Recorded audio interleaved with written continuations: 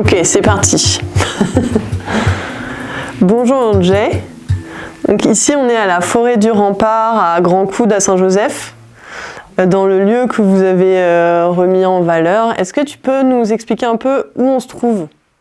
Bonjour Jérôme, ici on est à Grand Coude, donc un village de 700 habitants situé sur la ville de Saint-Joseph, sur l'île de la Réunion.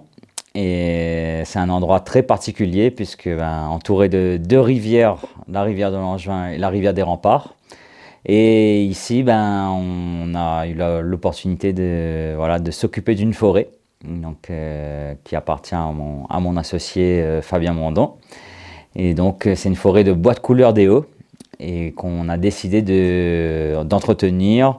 Et donc, on a lancé un programme de restauration écologique, donc, qui consiste à rétablir les habitats naturels et à rétablir les écosystèmes d'antan, puisque c'est un lieu qui a été perturbé par l'arrivée de l'homme, donc par l'agriculture, et également la sylviculture, puisque la forêt a été défrichée.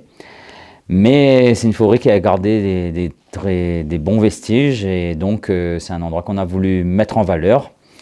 Et donc, dans le programme de restauration écologique, on lutte contre les espèces exotiques envahissantes et on va valoriser et permettre aux espèces indigènes et endémiques de se reproduire et également de perdurer. Et c'est quoi la particularité des forêts de bois de couleur? Les forêts de bois de couleur, c'est des forêts qui sont typiques de la Réunion. Donc à la Réunion, il y a différents types de forêts. Ici, on est dans une forêt tropicale humide des Hauts, qu'on appelle également forêt de Mao. Donc les Mao, c'est des arbres vraiment structurants pour les forêts de ce type, qu'on appelle également forêt de nuages. Puisque ici, les nuages montent assez rapidement, comme tu as pu l'apercevoir aujourd'hui. Mais voilà, un lieu exceptionnel, un caractère exceptionnel, et voilà, qui s'apprécie et qui mérite le détour. Donc l'objectif ici, c'est de restaurer l'habitat naturel, la forêt. Avant, il y avait la culture du géranium. Vous en faites toujours aujourd'hui? Exactement, donc Grand Coude, comme plusieurs endroits à La Réunion, a été très connu pour la culture du géranium et également la culture du vétiver. Entre les années 20 et les années 70, le géranium, on parlait de l'or vert. Voilà, les parfumeurs venaient de par le monde pour se procurer cette huile. Voilà, suite à différents événements climatiques, économiques et autres, cette culture est partie dans le déclin. Et nous, aujourd'hui, on a la chance d'avoir hérité de terre et d'un alambic, qui nous permet du coup aujourd'hui de perpétuer cette tradition, de valoriser notre patrimoine, puisque ça, c'est quelque chose qui nous tient vraiment à cœur. Et donc, oui, on distille notre huile essentielle et également de l'hydrolat de géranium. Mais vous faites aussi un peu de diversification maintenant? Oui, tout à fait. Donc, on travaille avec le Parc national et également l'Arme et Flore, donc sur un projet qui s'appelle le projet Gaillard, qui vise à valoriser des zones en lisière du Parc national qui sont en friche. Donc, les valoriser de différentes manières. Donc, nous sommes actuellement 10 exploitants agricoles à bénéficier de ce projet-là. Et donc nous, on a choisi de diversifier notre activité sur une partie en agroforesterie, donc où on va planter des fruitiers, donc des agrumes et des tomates arbustes, et également beaucoup de papam. Donc les papam, c'est les plantes à parfum aromatiques et médicinales.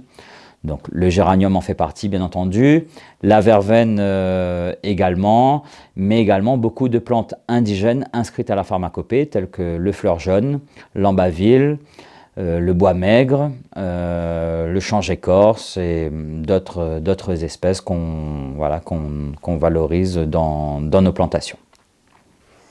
Vous travaillez du coup avec l'ONF, le Parc national, l'Arme et Flore, tu l'as dit. Comment ça se passe le travail avec eux?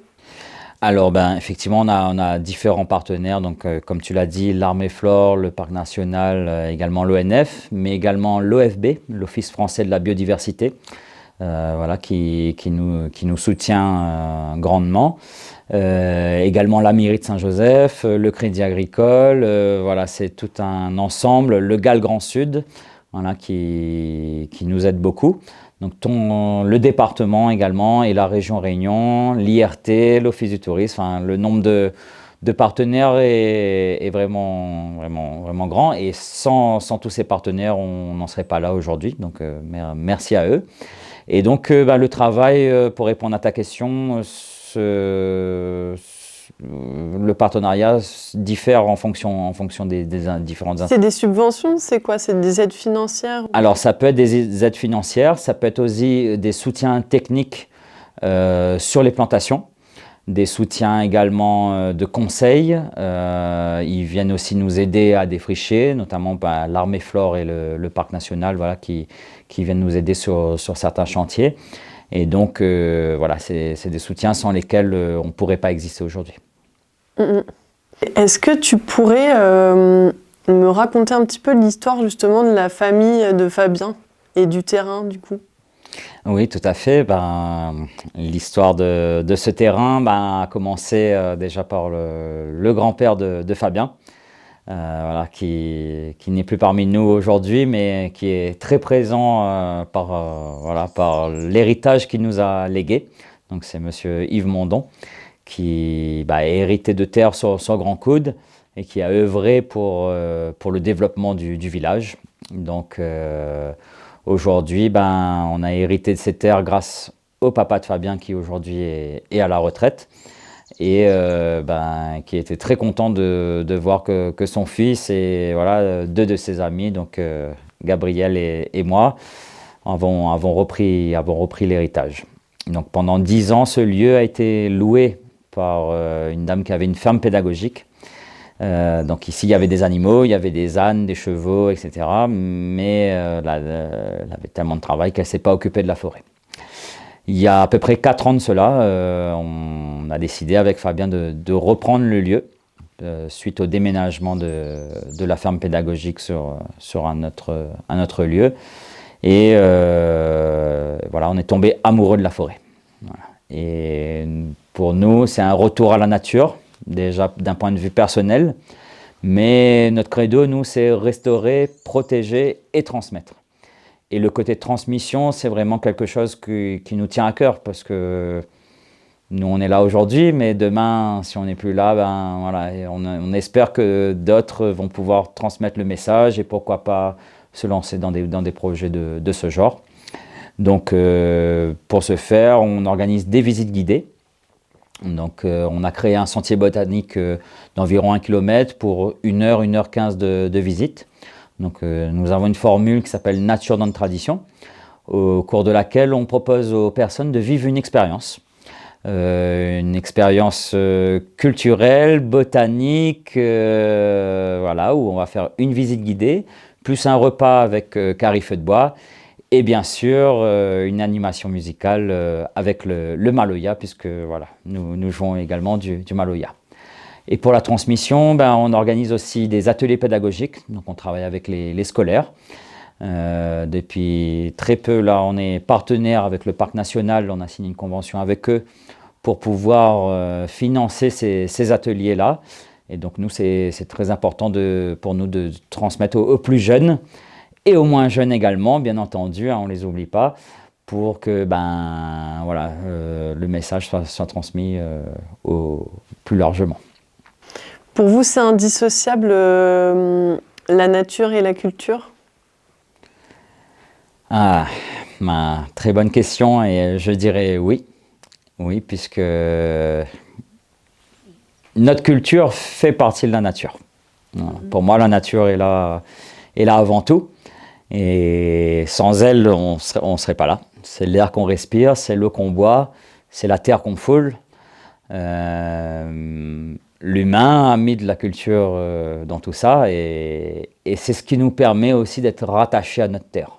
Voilà. Il n'y a pas longtemps, il y a un client qui nous a acheté de l'huile de géranium. Il a ouvert le flacon, il m'a dit « Ah, ça me fait sentir l'odeur de mon enfance, l'odeur de mon papa, de mon grand-père. » Et tout ça, il me dit « Cette odeur-là, c'est l'odeur de la Réunion pour lui. » Voilà. Et donc, c'est une partie de la culture.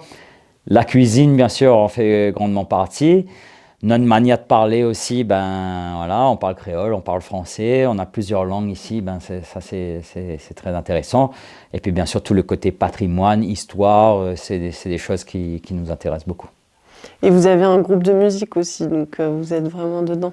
Voilà, exactement. Donc à côté de nos deux activités agricoles et agrotouristiques, on trouve toujours un petit temps pour aller jouer un peu de maloya. Donc, bien sûr, on essaie de perpétuer aussi cette tradition orale et musicale. Ok, bah merci beaucoup pour toutes les explications. Merci à toi. Et pour la journée qui était vraiment chaleureuse. Ah, bah, avec plaisir. Merci à toi. Merci.